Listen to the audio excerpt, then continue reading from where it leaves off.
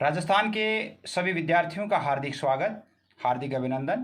प्रिय विद्यार्थियों, जो टेस्ट का नियम है वो थोड़ा सा सुन लें। कल भी मैंने कहा था, आज भी मैं आपसे कह रहा हूँ कि जिन विद्यार्थियों के उत्तर 25 से अबव सही होंगे, निर्धारित समय में प्राप्त हो जाएंगे, उनके नाम अगले वीडियोज़ में अवश्य ही अनाउंस किए जाएंगे। राजस्थान के सभी विद्यार्थियों को बताए जाएंगे उनके नाम। तो इसके लिए आप अपना नाम, अपने विद्यालय का नाम, अपने गांव का नाम, अपनी तहसील का नाम और अपने ज़िले का नाम अवश्य ही लिख करके भेजें। उत्तर आपके जब तक उत्तर तालिका जारी कर दी जाती है उसके पहले पहले प्राप्त हो जाना चाहिए। उसके बाद में प्राप्त होने वाले नाम है वो प्रकाशित नहीं किए जाएंगे। इसलिए आप जितना जल्दी हो सके उतना जल्दी इस टेस्ट को, पूरे टेस्ट को करके और मेरे पास मेरे जो नंबर हैं, वीडियो के अंत में मेरे नंबर दिए हुए हैं, उन नंबरों पर आप भेज दें। और आपके लिए बहुत ही अच्छी बात है कि आपका टेस्ट हो रहा है। आप इस टेस्ट के माध्यम से आप अपनी सफलता को और अधिक सुनिश्चित कर पाएंगे। इससे जैसे अभी तो छोटे टेस्ट चल रहे हैं, उसके बाद बड़े टेस्ट होंगे, उसके बाद और बड़े होंगे, यानी इस प्रकार 3 टाइप के जो टेस्ट होंगे। तो इसमें आप अधिक से अधिक विद्यार्थी भाग लें और ये जो चैनल है, इस चैनल को आप सब्सक्राइब जरूर कर लें ताकि जब भी वीडियो अपलोड हो तो आपके पास आ जाए। वैसे परीक्षा से संबंधित जो न्यू अपडेट होते हैं, ऑथेंटिक सूचना होती है, वही अपलोड की जाती है। वैसे फेक न्यूज़ है वो इस पर अपलोड नहीं की जाती, क्योंकि जब तक ऑथेंटिक सूचना प्राप्त नहीं होती तब तक किसी प्रकार की कोई सूचना नहीं भेजी जाएगी। जैसे पिछले दिनों बहुत सारे विद्यार्थियों ने पूछा कि सर, हम सुन रहे हैं कि परीक्षा तो 18 जून को ही शुरू हो रही है, फलां तारीख को हो रही है। तो अभी तक हमारे पास कोई अपडेट नहीं होगा। अपडेट जो ही प्राप्त हो जाएगा तो मैं आपको सूचना भेज दूंगा। जैसे मुझे बोर्ड परीक्षा या बोर्ड की साइट से जो आपके हिंदी अनिवार्य का जो प्रश्न पत्र है या पेपर पैटर्न है उसमें थोड़ा सा परिवर्तन हुआ, उसके बारे में जो ही सूचना मिली, सूचना मिलते ही मैंने आपको शेयर कर दी और वो वहाँ से आप देख सकते हैं कि क्या परिवर्तन किया गया है। इसलिए आप अपना उत्तर निश्चित रूप से उत्तर तालिका जारी होने से पहले पहले भेज दें। प्रश्न का नाम और उत्तर का नाम, यानी कौन सा उत्तर है उस उत्तर का नाम, ये आपको भेजना ज़रूरी है। वैसे आप 2-3 दिनों से भेज रहे हैं, बहुत सारे विद्यार्थी बहुत अच्छा भेज रहे हैं, इसके लिए बहुत अधिक धन्यवाद। तो आइए शुरू करते हैं आज का वीडियो। आज का वीडियो जो है वो शुरू करने से पहले 2-3 बातें जो उसमें वीडियोज़ में बताई जाएगी वो आप निश्चित रूप से सुन लें। बस आइए शुरू करते हैं आज का वीडियो। हाँ, तो प्रिय विद्यार्थियों, टेस्ट देने से पहले आपने टेस्ट के उत्तर किस प्रकार भेजने हैं ये आपने जान लिया होगा। अगर नहीं जाना है तो वीडियो को प्रारंभ से देखिए ताकि आपको किस प्रकार भेजना है, कैसे भेजना है, कितने समय में भेजना है, वो सब ध्यान हो जाए। और आज भी अपन देखते हैं सदा की तरह, कल अपन ने हिंदी अनिवार्य के 2 टेस्ट लिए, आज हम देखेंगे हिंदी साहित्य का टेस्ट लेंगे, जिसमें टेस्ट श्रृंखला प्रथम है। इसमें भी प्रश्नों की संख्या 30 है, पूर्णांक पूरे के पूरे 30 है। अब हम शुरू करते हैं इनके प्रश्नों के उत्तर आप अपनी कॉपी में लिख करके, और जैसे प्रश्न संख्या और प्रश्न संख्या के बाद उसका उत्तर ये लिख करके भेजें। और वैसे और बता दूं कि उत्तर तालिका होने से पहले पहले आपके उत्तर आ जाते हैं और आपके उत्तर 25 से ज़्यादा सही हैं तो आपका नाम अगले नेक्स्ट वीडियो में काउंट किया जाएगा। क्योंकि कल मैंने पहले एक वीडियो बना करके भी सूचना दी थी और भी दे रहा हूं।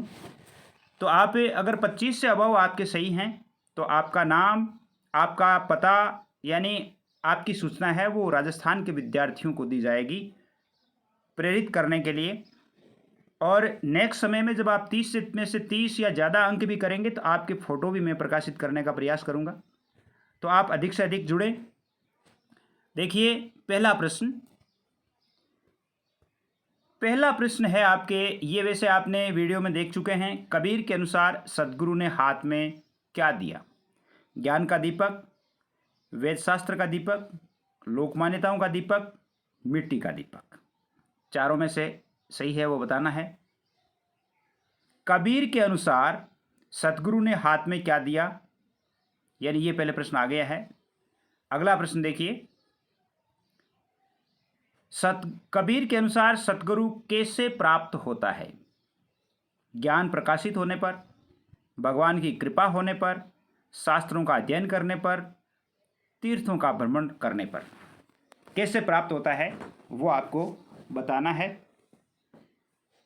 अगला प्रश्न देखिए, अगला प्रश्न है आपके, कबीरदास ने किस प्रकार की आंधी आने की बात कही है? धूल भरी आंधी, ज्ञान की आंधी, तेज आंधी पानी, कूड़ा करकट उड़ाने वाली आंधी, कैसी आंधी आने की बात कही है? इसमें देखिए, आज बहुत सारे विद्यार्थियों ने कहा कि सर जो टेस्ट आप ले रहे हैं तो इसमें लगभग 4-5 पार्ट ही शामिल करें। तो आप सभी की जो सुझाव था उस सुझाव के अनुसार मैंने अभी लगभग 5 पार्ट ही शामिल किए हैं और 5 पार्ट में से ही आपका टेस्ट ले रहा हूँ। अगला प्रश्न देखिए, कबीर भक्ति काल की किस भक्ति धारा के प्रतिनिधि कवि माने जाते हैं? राम भक्ति धारा के, कृष्ण भक्ति धारा के, ज्ञानाश्रयी, निर्गुण धारा के, प्रेमाश्रयी सूफी धारा के, इनमें से आपको बताना है। अगला प्रश्न देखिए, कबीर के अनुसार करतार को पाने का एकमात्र उपाय है माला फेरना, तीर्थ यात्राएं करना, योग साधना करना, आपा अर्थात अहंकार त्याग देना। इनमें से कौन सा सही है वो उत्तर देना है। अगला प्रश्न देखिए, कबीर ने काल की फांस किसे बताया है? किसको बताया है? सांसारिक सुखों को, जप तप आराधना को, राम के अतिरिक्त किसी अन्य के चिंतन को, मृत्यु को। इनमें से कौन सा है जिसके बारे में बताया गया है? वीडियो के अंत में व्हाट्सएप ग्रुप के नंबर भी दिए गए हैं, वहाँ जाकर के आप ऐड हो सकते हैं। अगला प्रश्न देखिए, काहेरी नलिनी तू कुमलानी पंक्ति में नलिनी किसका प्रतीक है? कमल के सभी फूलों का, जल में उगने वाले फूलों की, दुखी लोगों की, जीवात्मा की। 9वां प्रश्न है आपके, ज्ञान की आंधी का क्या आशय है? ढेर सारा ज्ञान प्राप्त करना, ज्ञानियों की बाढ़ आ जाना, आंधी आने के पूर्व का ज्ञान हो जाना, चित्त में ज्ञान का उदय हो जाना। इनमें से कौन सा ऑप्शन सही है वो आप लिख करके बताएं। 10वां प्रश्न देखिए, कबीर को वाणी का डिक्टेटर किसने कहा? आचार्य रामचंद्र शुक्ल ने, आचार्य प्रसाद द्विवेदी ने, मुंशी देवी प्रसाद ने, हीराचंद ओझा ने। किसने कहा था? बहुत ही इंपॉर्टेंट सवाल है ये, वेरी इंपॉर्टेंट है, इसको आप ध्यान में रखें। 11वां प्रश्न देखिए, 11वां प्रश्न है कि मंदोदरी ने रावण से सीता के विषय में क्या कहा? उसे सम्मान दो, उसे सुरक्षा प्रदान करो, सचिव के साथ राम के पास भिजवा दो, उससे कटु व्यवहार के लिए क्षमा मांगो। मंदोदरी ने रावण से क्या कहा था सीता के विषय में, उसके बारे में उत्तर देना है। 12वां प्रश्न देखिए, 12वां प्रश्न है, मंदोदरी ने राम और रावण में अंतर बताया। क्या अंतर बताया? समुद्र और सरोवर के समान, हाथी और कुत्ते के समान, आकाश और पाताल के समान, सूर्य और जुगनू के समान। इनमें से किसके समान उत्तर बताया है, अंतर बताया है, वो बताना है। अगला नेक्स्ट जो प्रश्न है, प्रश्न संख्या 13वां प्रश्न है, इसमें रावण का तीनों लोकों में यश होता यदि वह राम पर विजय प्राप्त कर लेता, मंदोदरी की सीख मान लेता, हनुमान को बंदी बना लेता, सीता को अपनी पटरानी बना लेता। इसमें से कौन सा सही है वो आप लिख करके भेजें। अगला प्रश्न देखिए, मंदोदरी ने विश्व रूप राम के मुख और जीभ को बताया। मुख और जीभ, इसको सागर और सरस्वती के समान, अग्नि तथा वरुण के समान, ब्रह्मा तथा काल के समान, सूर्य और अश्विनी कुमार के समान। इनमें से किसके समान बताया है?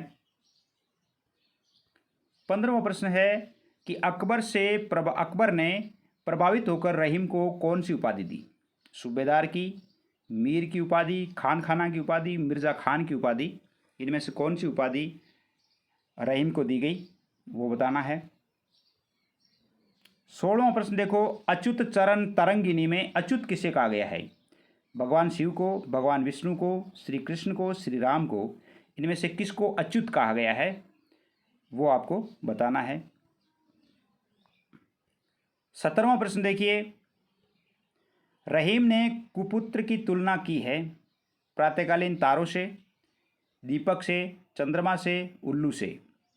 कुपुत्र की तुलना किससे की है, वो बताना है। 18वां प्रश्न देखिए, 18वां प्रश्न में है रहीम, निम्नलिखित में से रहीम की रचना नहीं है, इनमें से रहीम की रचना कौन सी नहीं है।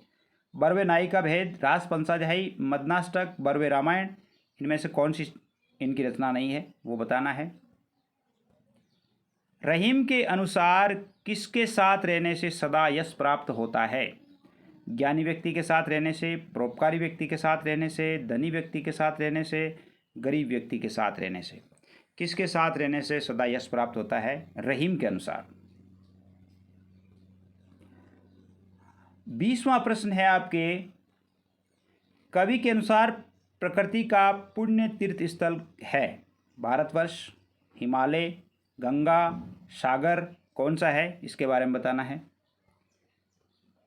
21वां प्रश्न देखिए, यशोधरा का काव्य रूप क्या है। यशोधरा का महाकाव्य है, खंड काव्य है, प्रबंध काव्य है, मुक्तक काव्य है, कौन सा काव्य है, इसके बारे में बताना है। 22वां प्रश्न देखिए, मैथिली शरणगुप्त का जन्म कब हुआ। 1884 ईस्वी में, 1886 ईस्वी में, 1900 ईस्वी में, 1899 ईस्वी में।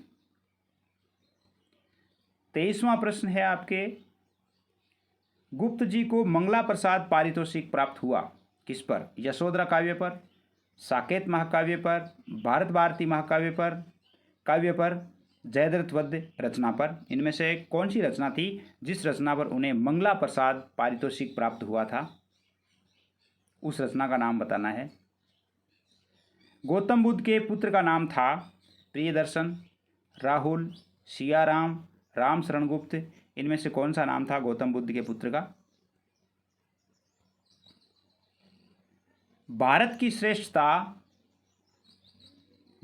श्रेष्ठता काव्यांश राष्ट्रकवि मैथिली शरणगुप्त के प्रसिद्ध काव्य से लिया गया, कौन से काव्य से लिया गया है भारत की श्रेष्ठता। साकेत से, जय भारत महाकाव्य से, यशोधरा खंड काव्य से, भारत भारती काव्य से, कौन से काव्य से लिया गया है वो हमें बताना है आपको। 26वां प्रश्न देखिए, रावण की पत्नी का नाम था मांडवी, मंदोदरी, सुनैना, संघमित्रा, क्या नाम था वो बताना है। गोस्वामी तुलसीदास का जन्म हुआ 1532 ईस्वी में, 1589 ईस्वी में, 1623 ईस्वी में, 1680 ईस्वी में। गोस्वामी तुलसीदास का जन्म कब हुआ। 28वां प्रश्न देखिए, 28वां प्रश्न में है, तुम ही रघुपति ही अंतर कैसा, खलु खद्योत दिनकर ही जैसा। इसमें खद्योत का क्या अर्थ है। खद्योत का क्या अर्थ है, सूर्य, कीट पतंगा, जुगनू, दीपक, इन चारों में से खद्योत का जो अर्थ है इस शब्द का वो आपको बताना है।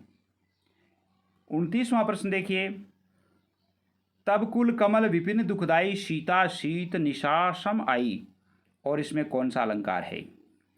रूपक है, उत्प्रेक्षा है, उपमा है, अन्योक्ति है, कौन सा अलंकार है वो आप बताएंगे।